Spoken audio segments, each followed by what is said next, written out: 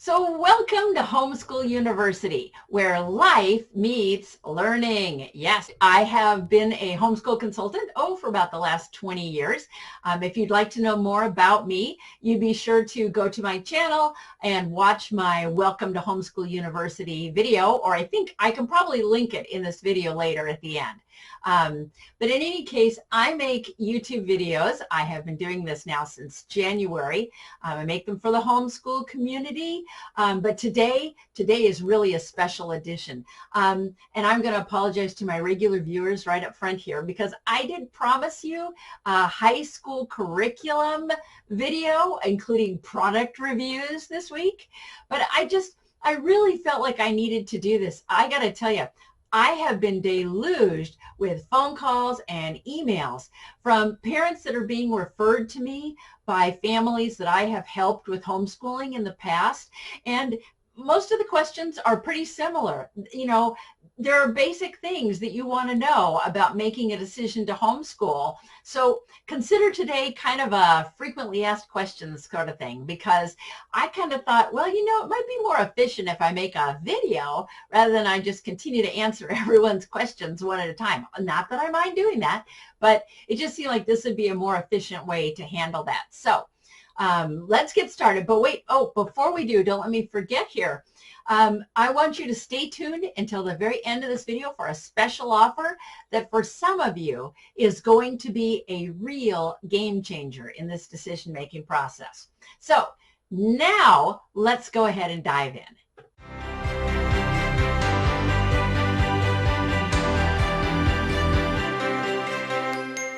So this first section is, that's right, Homeschool 101, the basics.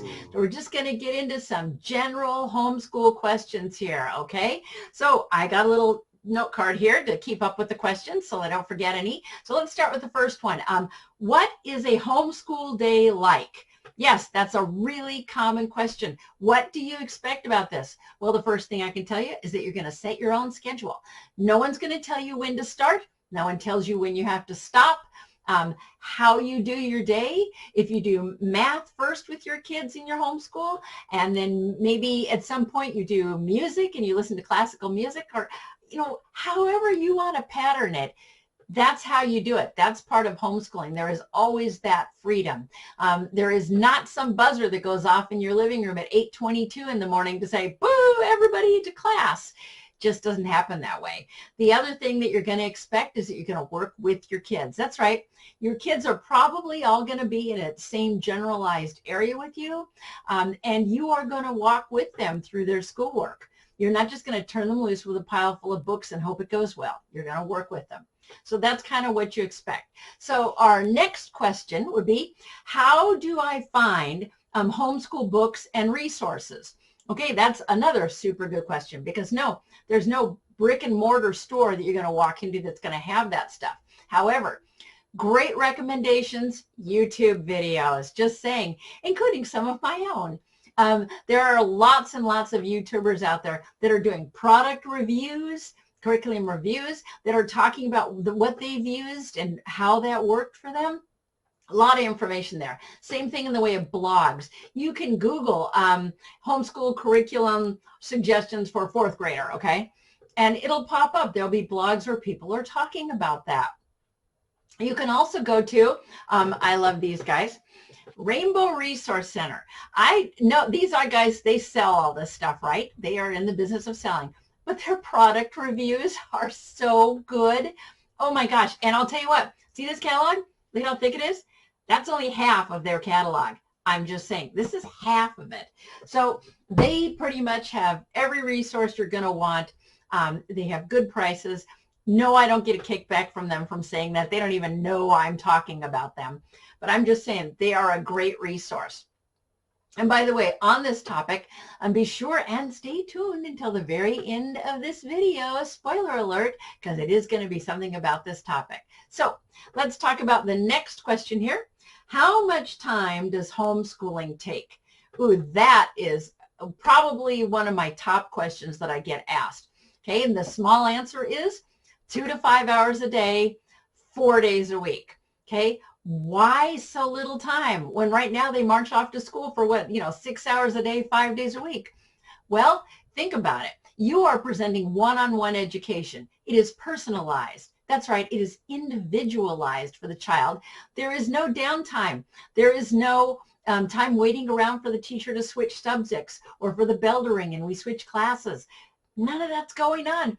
It's you very efficiently working with your child at exactly the pace that your child works at. So 2 to 5 hours a day, 2 hours side would be for very young children, kindergarten, first, second, maybe third grade. The 5 hours would be a high schooler and everybody else somewhere in between. And the same thing goes with that.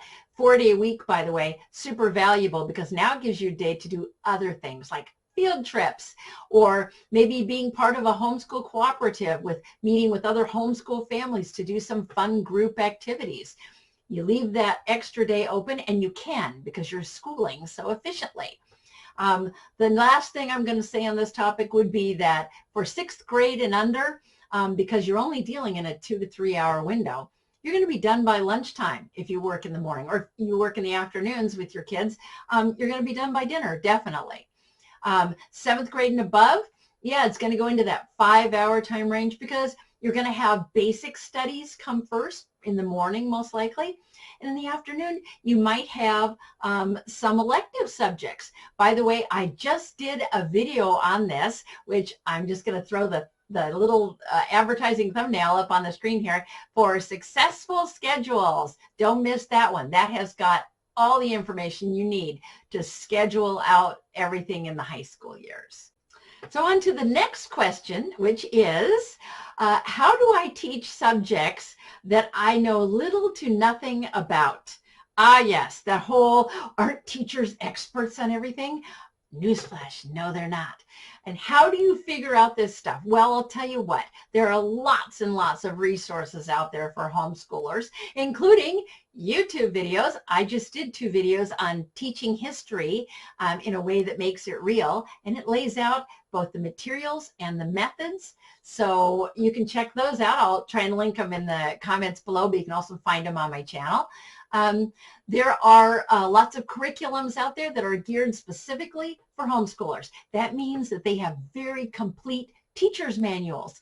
A good example is we always use Matthew C. Math. I love Matthew C. because, among other things, their teacher's manual, it doesn't just give you like every other problem like our old high school textbooks. Oh no, it gives you every single problem. It gives you the answer and bonus points. They work the problem for you so that it's actually right in front of you how you solve this problem, every step that's involved. And the great thing about a lot of these homeschool curriculum companies is you can call them on the phone and say, hey, we don't get this, particularly for math and science. We don't understand this, so you need to explain it to us in a different way so that we do get it. There's no such thing as a subject you can't teach, and I don't care what it is. I don't care if you never took chemistry. I don't care if you never took calculus. There are resources out there to help you. So, next question, is homeschooling expensive? That would be a yes and a no. Mostly on the no side, but I'm going to give you the yes of when it can be expensive.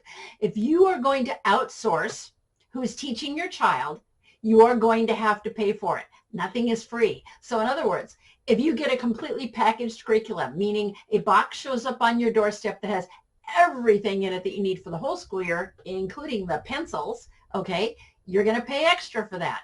If you are having your child do a bunch of online classes where someone else is teaching your child, which, by the way, I'm just going to go on record as saying, I don't like that. I don't really appreciate online classes because it's just staring at a computer screen. I don't really think that's a valid method of education, but that is my personal preference. So, but in any case, online classes, yeah, they're expensive because someone else is teaching your child.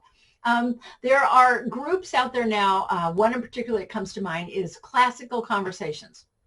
They are all about meeting once a week, and a teacher, usually someone who's well-versed in the subject, actually teaches a lesson in whatever it is, and then your child goes home for the rest of the week with homework. Okay, I don't particularly put that in the homeschooling category either, but it's an option. And it is expensive because, again, you're outsourcing your child's education. On the no side of this, how it is not expensive would be that Rainbow Resource Catalog that I talked about just a minute ago. Yeah, you find your own curriculum, you use the teacher's manual, you teach it. Suddenly, you're not paying a lot of money. You're paying for the books, but that's it. The rest of it, you're handling. So yes and no, there's your answer on that one. That was ambivalent, right? Okay, next question. How do I know if my child is learning? Okay. Number one, you're sitting with them every day when they're doing their schoolwork, or you're at least working with them, right? You're in the vicinity. You know when they don't understand something. You know because they're going to come and say, Mom, I don't understand this, right? They are learning because you're talking to them. What did you read today? What was that all about? And they're going to tell you. So you know where they're at. I will say this, a lot of people get into testing here. A lot of people think, well, but if I'm not testing them, I know on math tests and stuff, like, because schools do that, right? And they know all about education. Well, you got to remember, schools use testing because why? Because that third grade classroom has 20 kids in it. The teacher doesn't know who's getting what or not getting it. They have no way of knowing. So they do tests, regular basis, to find out who knows what. I will say one extra caveat about this. If your state is one of those few that requires standardized testing for your kids, then yeah, you're going to want to do some practice tests of that through the year, and you may even want to throw in some regular tests on other subjects simply to get them accustomed to regurgitating things in a test format. Just saying. So last question in this category, okay, is how do I teach multiple ages? Yes. How do I teach multiple ages? How many times have I heard that one? Okay, I want you to think back a little more than 100 years ago to the one-room schoolhouse, okay? That teacher was not an expert on every subject. In fact, many of those teachers really knew very little about teaching in general. They just knew it was something that they wanted to do, and they found a position doing it. So how did the one-room schoolhouse make it work? Because that was the educational model until, like I say, about 100 years ago. Number one, they use group subjects. That means subjects that everybody of every age learns all together at the same time. History is a great one for this. It could be reading good books aloud, right? It could be learning a foreign language. Who knew? You can do that as a group, okay? Those are group subjects. Those are golden because now everyone's working together. Another thing that the one-room schoolhouse teaches us is making use of specific time slots to work with specific children. So in other words, you may say, okay, first thing in the morning, I'm going to work with the youngest child, and then I'm going to work with the older children after that. Or maybe you're going to say, okay, at 9 a.m., Sally, we're going to work on your math every day, okay? However that looks like, but you're being very specific in who you're working with and when. Last tip we can really take away from the one-room schoolhouse in this category, make use of the older siblings. Hello. The one-room schoolhouse was famous for having the older children help the younger children with their lessons. No, this is not cheating your older child. Your older child is actually going to benefit from this.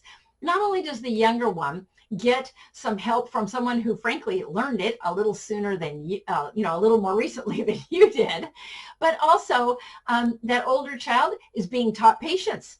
They are being taught to value this younger person. They are being taught to really listen to someone else. Those are all good things, and the one-room schoolhouse made use of them. So that covers it for this category. Now let's go on to one that's really fun.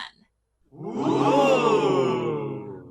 So now we're going to dive into that really fun category, the one that tends to freak people out the most, and that is the legal small print, right? The stuff down at the bottom of the page. So first question is, what is required by law? Good question. You do need to know that. First, I'm going to start this by saying there are no federal regulations. There just aren't. Washington, D.C. is not going to tell you how to homeschool. This is a state matter because that's what education is. It is regulated by the states. That means that states have different regulations. So wherever you are at, your state is going to have its own set of rules and regulations. I'm in Michigan. We have very little regulation here. When I wanted to withdraw my kids from public school, I called the public school. I said, you know, my kids aren't going to come by anymore, so thanks. And that was the end of that, okay?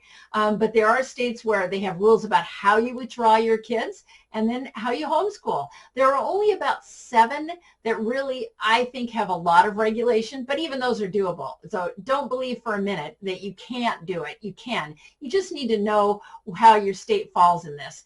And the place you're going to find that out is Homeschool Legal Defense Association. That's right, HSLDA. They are everything legal homeschool. They know it all. They are the people that have every bit of information you will ever need.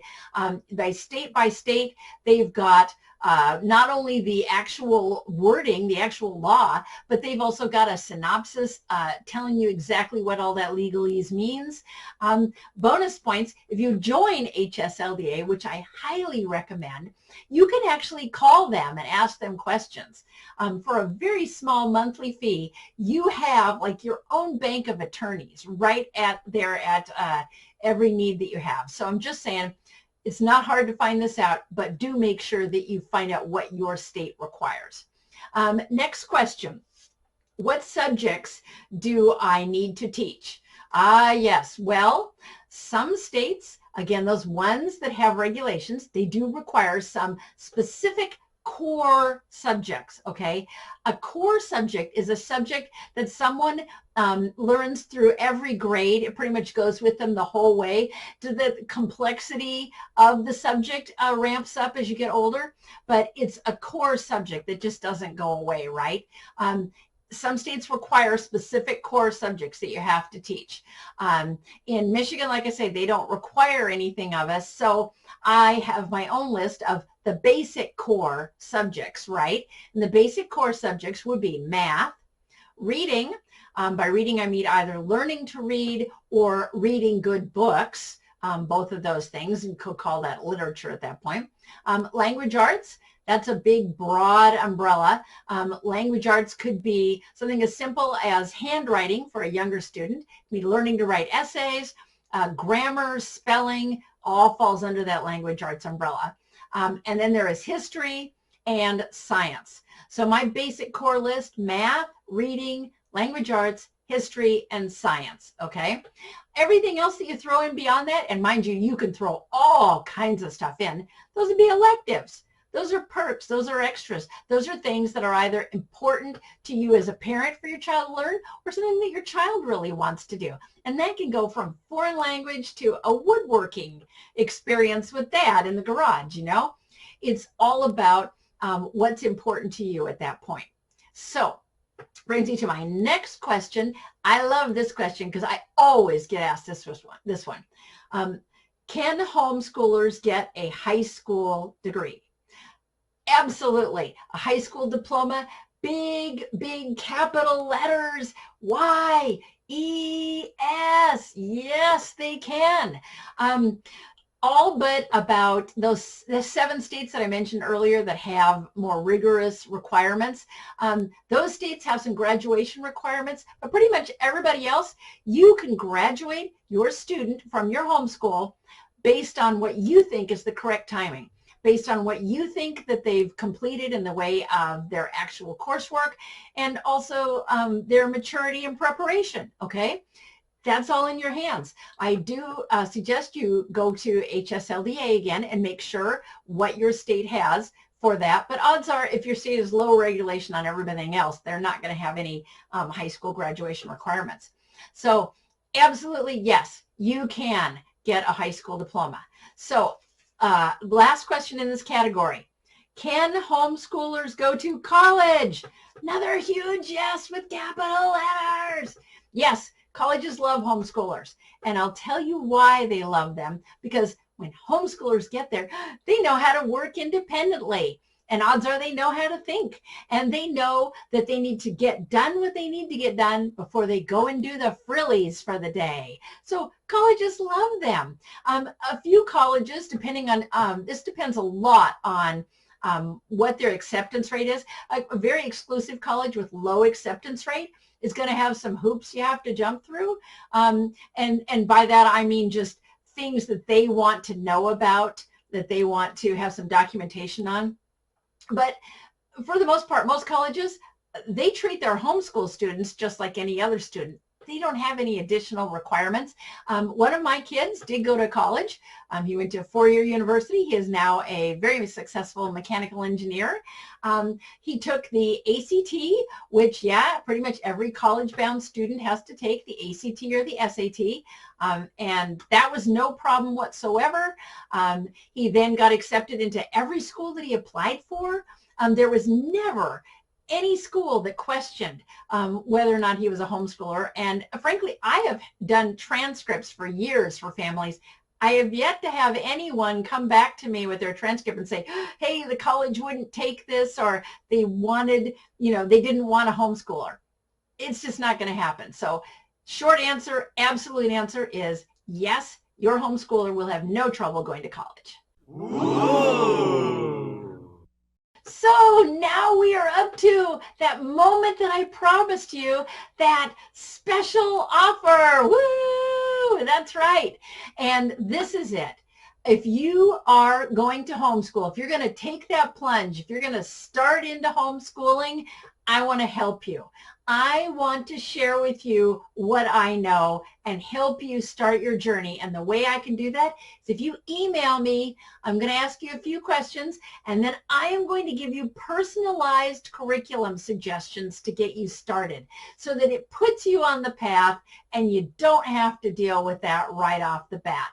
Okay, there are no strings attached to this. I don't charge a fee for it. It's totally free. I'm not harvesting your email address. None of that stuff. I just want to help. I think that homeschooling is the very best choice, hands down, to any other educational model.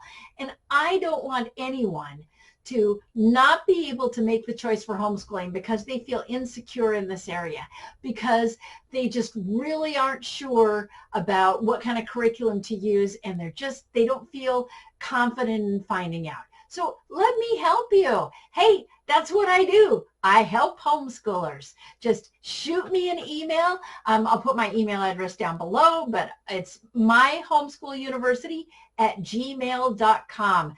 It would be my privilege to help you. So I want to leave you with the 3 key values that I have here at Homeschool University. The first is to be practical. You know what? Common sense is free. Yeah, and it is completely golden, right? Be purposeful.